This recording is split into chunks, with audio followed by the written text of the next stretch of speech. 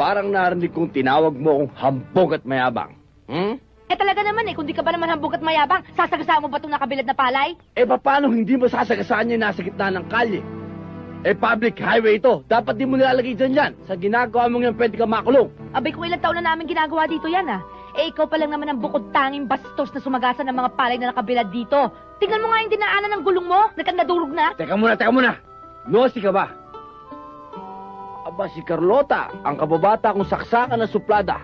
Hindi ka pa rin nagbabago. Aba, hindi mo pa rin binibitawan yung trono mo na ikaw ang reyna ng mga katarayan.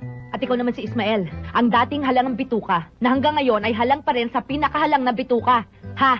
Oy, bayaran mo nga yung mga palay kung sinira mo. Bayaran mo yan, Ismael. Talagang babayaran ko. Kaya lang meron akong isang correction. Hindi Ismael ang pangalan ko. Ang pangalan ko ay Smile, you know? Smile is the name. Hindi bagay sa'yong Ismael.